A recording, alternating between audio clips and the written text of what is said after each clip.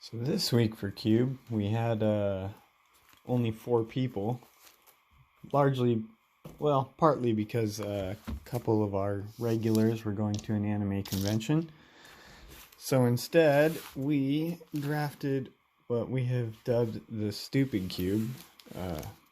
Partly because of the Shinji sticker, partly because this cube is made for multiplayer and it's a lot of fun.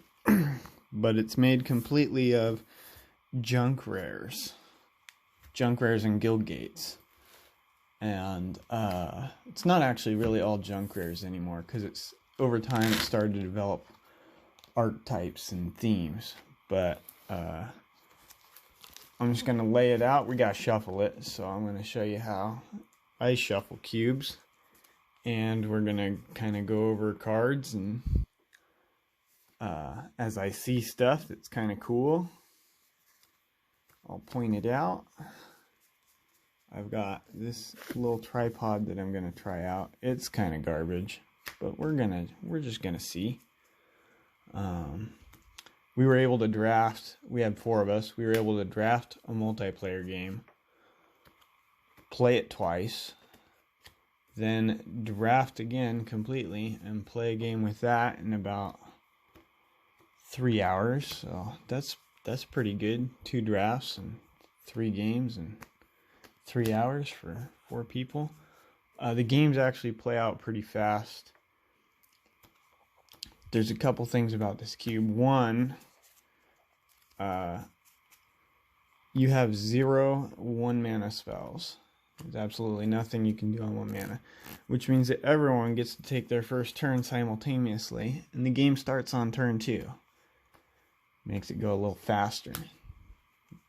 The other thing that's cool about it is we only have 20 life still, and that helps the game go a little faster.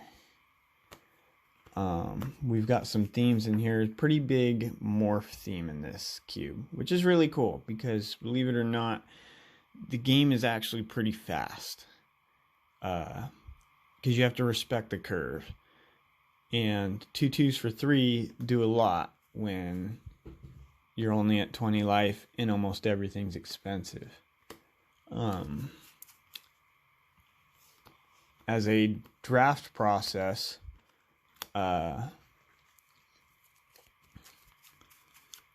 there's a lot of really expensive stuff, so it's pretty easy for someone to draft a deck, and then they get towards the end, they're like, oh, almost all my cards are like 5 or 6 mana. And so when people draft this cube, they are, and pretty much everyone does it, you're just told to put 50% lands, and then you do that, and that usually works out exactly how you want it to. This is a really fun build around card here, Primal Surge. You build your deck full of permanents. Not last night, but one time in the past, we played, there were like 6 of us, and I flashed in a green Dictate of Karametra to double mana on somebody's end step, and then I untapped and I played this, and I put all my permanents in, and they were like, well, that was a really quick game, let's play again. And then we played the second time, and I did the exact same thing. It was just completely stupid. But that's kind of what this cube is for, doing things like that. And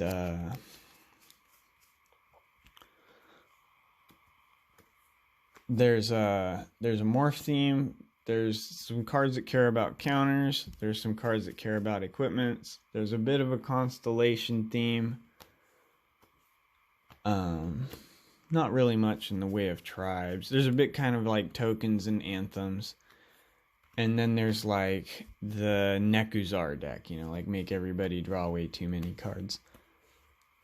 A couple things that make this cube go really fast is, one, there are some, but there aren't a lot of artifact and enchantment answers. And that's on purpose, so that someone can play a card like Form of the Dragon and actually make a reasonable attempt of riding it to victory. And then it's the same thing with the artifacts. It's, some of them are kind of high risk, high reward.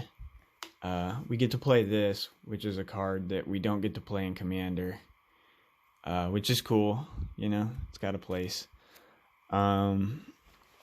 these games feel a lot like what Casual Commander or Commander Precons you would want them to feel like, um, without the commander and the extra life and stuff, but just kind of the slap happy, it's like aggressive and silly and over the top, and that's what you want out of it.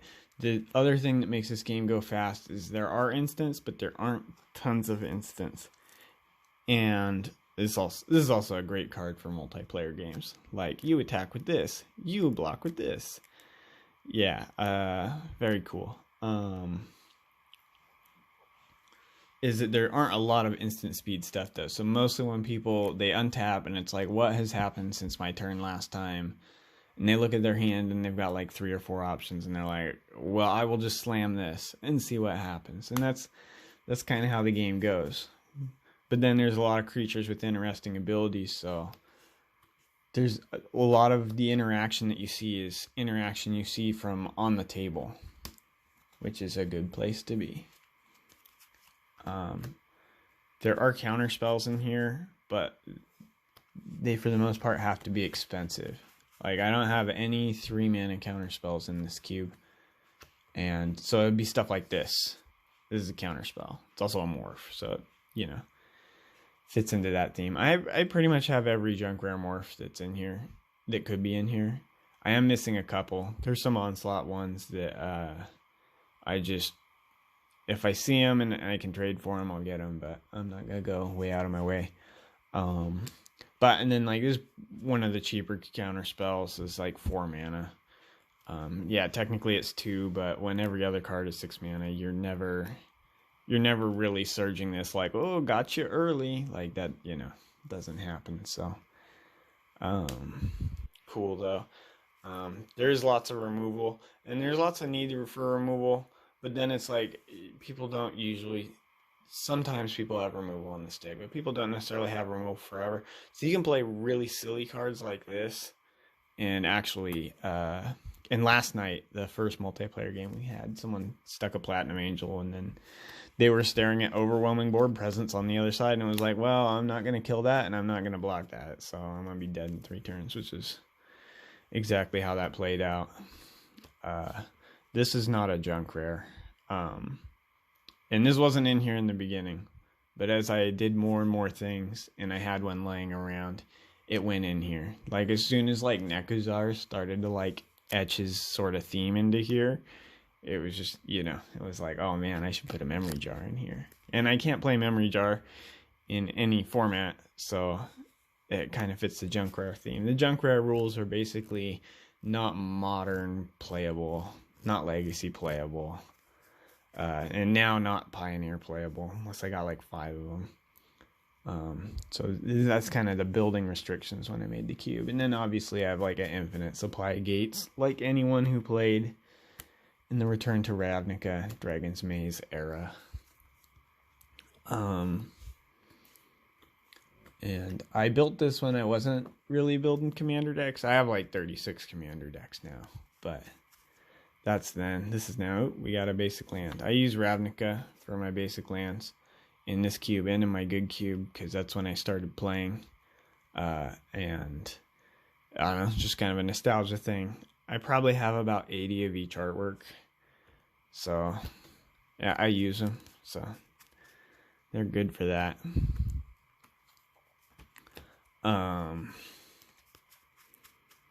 Yeah, this cube's a lot of fun. We got one of each tricolor, and each one kind of really has like a lot of theme baked into it. Like, I want to play, this style of game. Gave is really cool. And in fact, in our games, we're going through the half people played in the first batch. This Gave was working, and it was like the interaction with Gave and Champion of Lambholt, where it's like, I'll make a guy that makes a counter, and I'll remove the counter to make a guy, and another counter, and like machine gun creatures. It's pretty cool. Yeah, fun stuff. Yeah, and then it wasn't just make a guy. It was make a guy and pay 1 to draw a card. It was a very cool Abzan pile of cards. Oh, and then he had a game and he surveilled, right? He discarded a card to surveil, and he left Pathbreaker Ibex on top because he was gonna untap and like slam 5 mana or whatever. And then he got hit by a Hypnotic Spectre, and he lost his Temple, the False God, out of his hand, and he was stuck at like 5 lands for a long time. It was just kind of silly. But those things can happen. And he was like, yeah, hit me, but like never got his Wiltleaf Leash hit. So just the way it went. This guy's really good in here because a lot of times artifacts and enchantments just slowly sit out there and build up because they don't get destroyed. For the most part, the artifacts aren't as thick or as scary in here, but there are a couple where it's like, man, that would be really nice to answer. And here's some more of that like kind of constellation theme. And we got like, yeah, guys that try and draw cards. We got Sithis in here too. You know, it doesn't look exciting, but if you're kind of sitting back, you know, you can really leverage that. There's enough mana fixing in here that you could reasonably build a 5-color deck, especially if no one else is attempting to. My first draft deck, I had Maze's End and 11 different guild gates and like 16 guild gates in total, and my deck kind of sucked though because I only had like 5 lands that could enter untapped, so I was just really slow. But that's how it goes sometimes. And it's not always bad to be really slow, but sometimes somebody plays something and starts to kill you, and if you're really slow, that's not where you want to be. There's some cards that are surprisingly aggressive in here, like any 2-drop creature, and followed by a 3-drop creature. If you're not playing a creature till turn 5, like, you might start the game at 10 life. Which is fine, you know, fast game.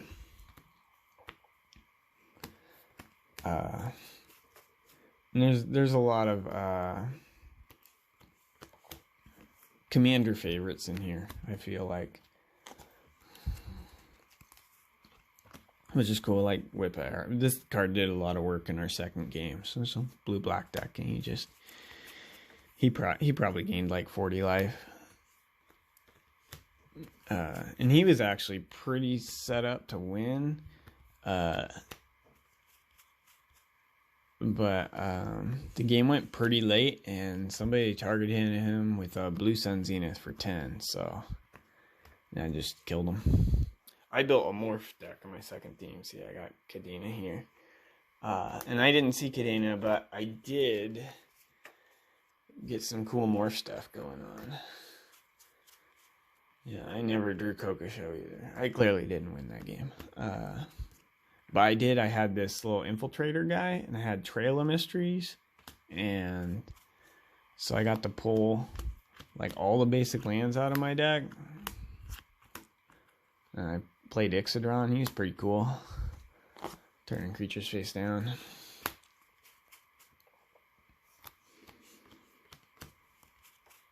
It was a fun time. Yeah, I had the Scroll of Fate thing, so and plus Trail of Mystery, so I would just put a land down as a 2/2, and then I would search for another land. It's kind of fun. And I like always had board presence, and I was chipping at people's really high life totals because one of the other guys had a Venser Journal, but I never killed anybody. The one guy had a Veldalcanore, and then he was hoping to flash in a Godo and an Argentum Armor on someone's end step, but then he drew Argentum Armor like right before he got to 6 mana, and he was like, well, that considerably changes things. And he had a hard time just kind of getting it set up. Was very scary though, and he did kill me. He lost too much life along the way to be the last man standing. He had a lot of very mean red-green cards.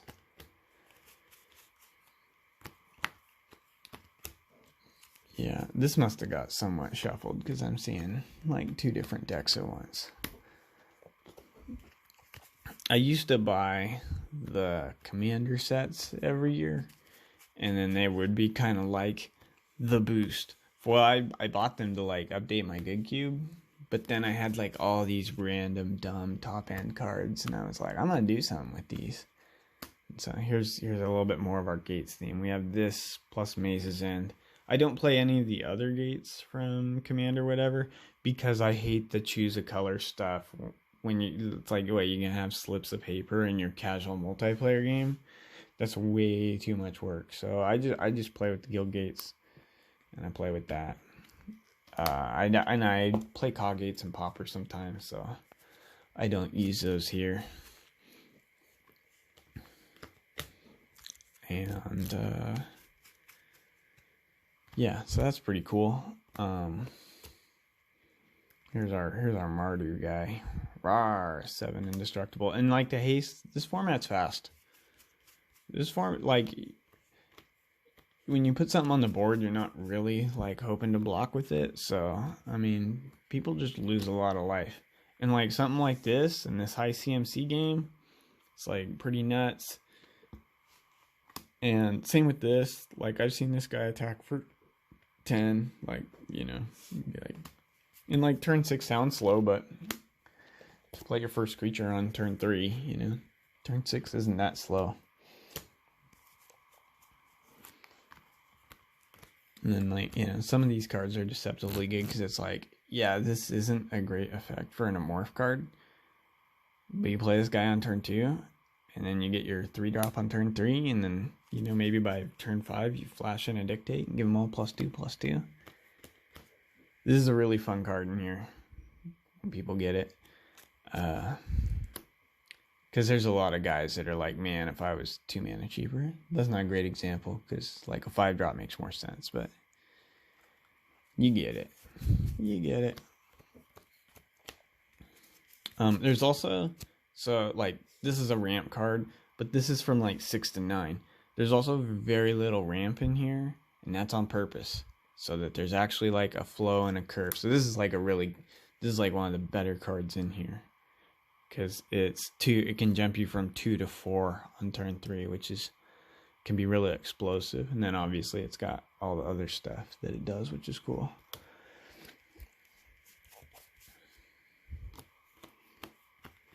And then we're almost through. Somehow there's an extra card there. That's the half that we drafted. Start seeing the half that we didn't draft. I think I've got 8 of each guild gate in here, and then we've got like 5 of the guild gate that's like a city plaza or whatever, and then we've got some other lands that aren't rare in here too. Like basically the lands aren't rare except for the guild gate related ones, and then the non-land rares are. This is one of my oldest cards and a favorite of mine. My YouTube is called Brewer Firemind, largely because of Niv-Mizzet, and this was like the thing I would do with Niv-Mizzet when I was a casual. It's like, oh man, give him, I mean, Death Touch wasn't a keyword then, but give him this, and it's like, oh, tap all their guys down, and when it deals damage to a player, so like it doubled the damage triggers, you know, like with the lose a life. Card I really like. Really fun card. And in here, a lot of times there's like indestructible creatures and stuff. Like it actually has more utility than a Basilisk Color, which I couldn't play anyway because it costs 1. And we have no 1 mana cards in here. It's also the fact that there's like no 2 mana instants, you know? Somebody can't leave. If somebody wants to surprise you with something, they gotta leave like all their mana. They gotta skip their turn. You know? There's a couple like 3 mana instants, but it's like Urza's Rage, you know? It's not the kind of stuff where it's like, oh, it's just gonna turn my game upside down. You know, I'm gonna get Frozen Gripped or something. Actually, I probably will in the near future, especially as the swords become more and more unplayable in the good cube. I'm gonna start probably popping swords in this cube, or at least the kind of the lesser ones. There's not enough equipment in here, and I need to adjust that.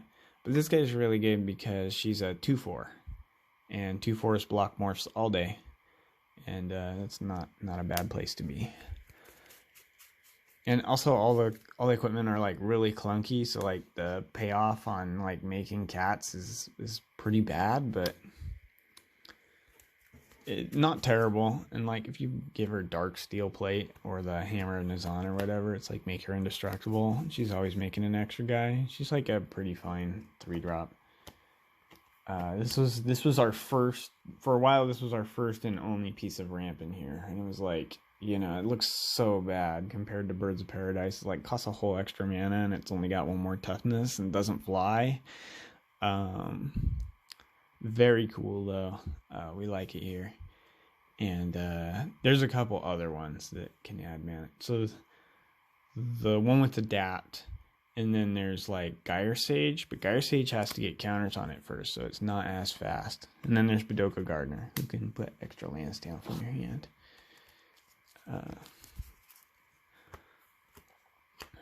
Cards like this are actually pretty risky in here. And card draw is kind of weird in general, because everything's so expensive that you're really, for the most part, only playing one spell per turn. And so you're not, drawing a whole bunch of extra cards gives you variety on what you want to play per turn. And you can build as low as a 40 card deck. And a lot of times people go a little over, because there are some stuff. So like in our first game, I played a Memory Jar, and then someone else had the opportunity to play Beacon of Unrest on it, and then just pop it again to kill somebody, because they had like 6 cards left. They didn't do that because they like probably wasn't their best option for long-term survival, but yeah, that's cool. And yeah, there are a handful of kind of like multiplayer centric mill cards, but format's pretty aggro, so you gotta be a little bit careful when you pick that kind of stuff.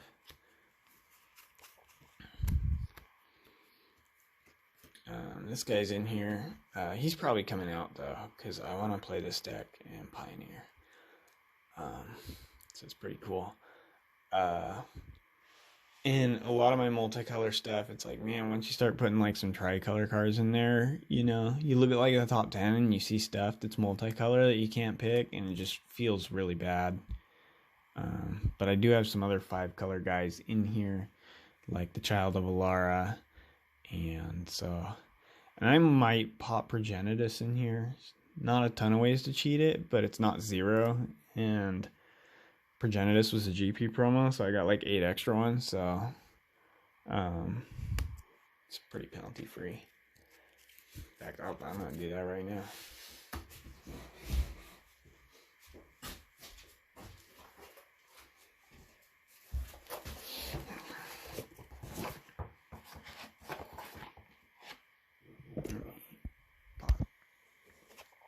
Yep.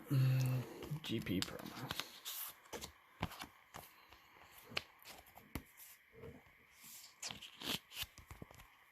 That'll be fun when someone sees that for the first time. What are you doing here? I wanted them to print Natural Order in MH3, but I don't think, it doesn't look like that's gonna happen, so. There were a handful of cards. I really wanted to see Natural Order. I wanted to see Reach Port. I wanted to see Fire Blast. I do really like the set though. Doesn't seem too pushed.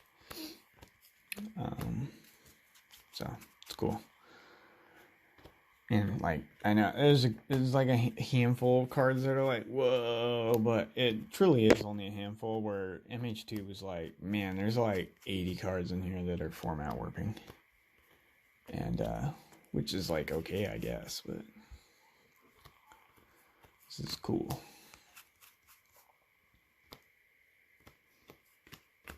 And then like this is the kind of ramp we put in here, like heavy top end, mana doubler, busted. Yeah, we like doing those kinds of things.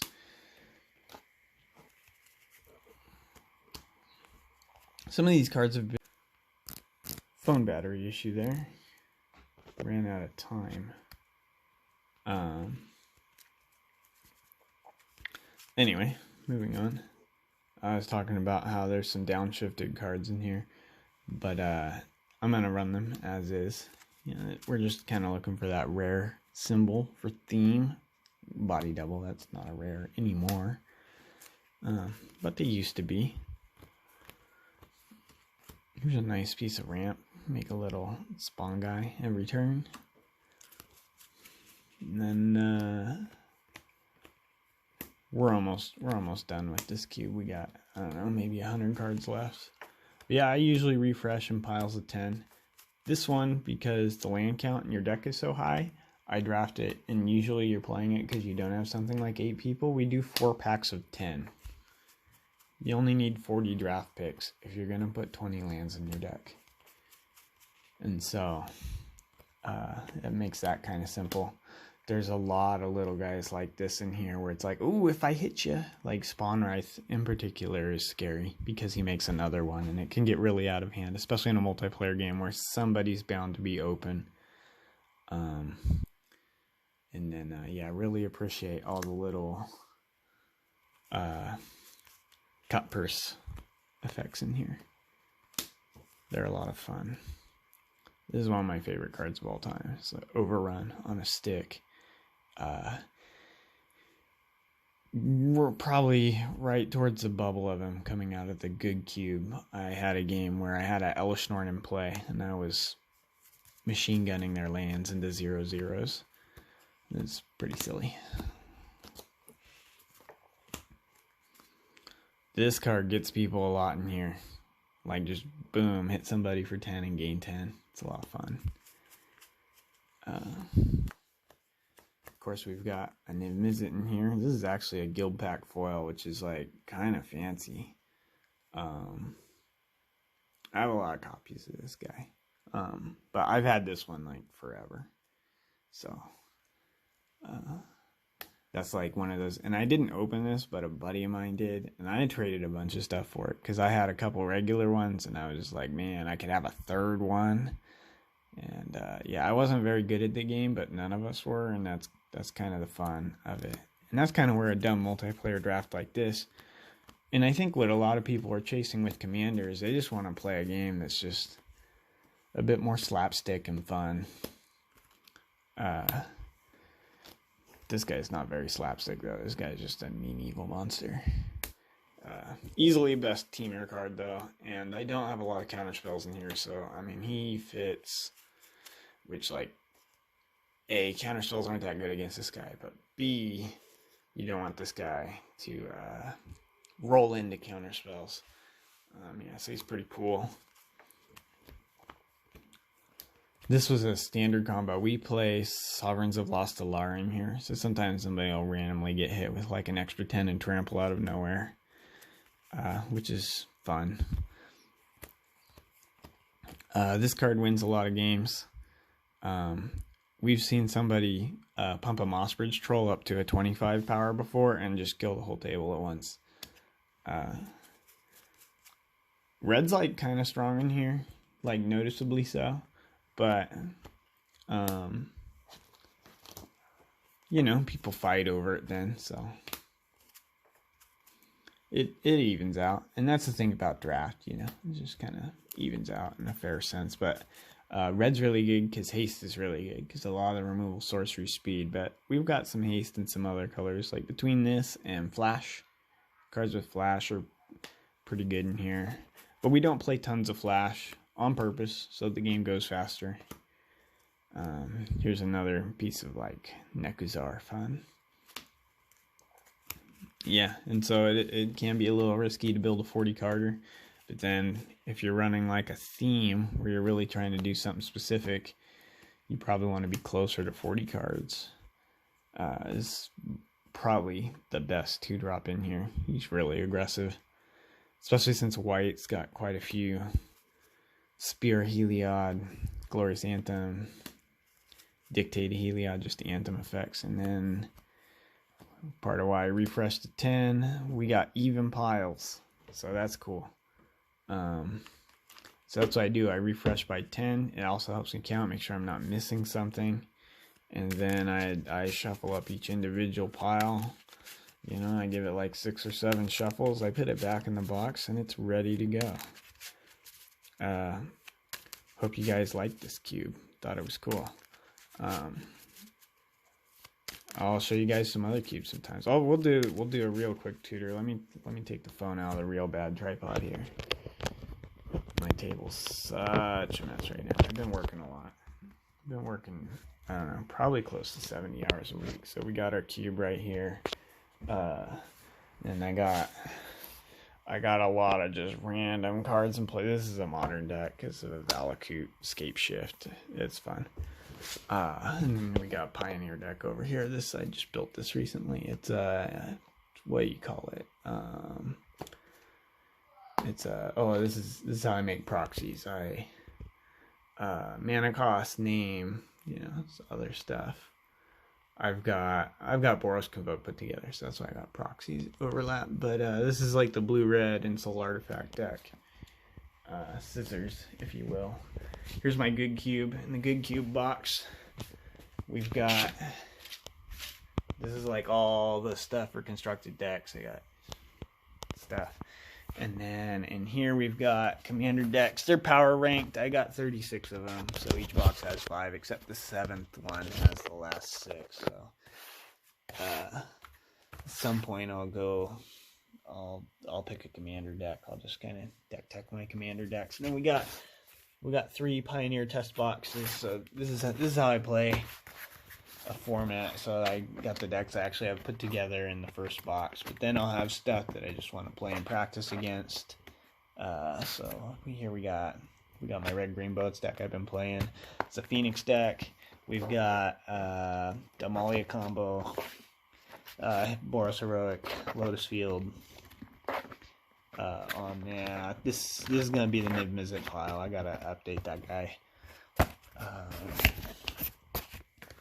But then I got decks that I don't even have the cards for that I just want to test against. So I got like 18 different things. So this is tracks.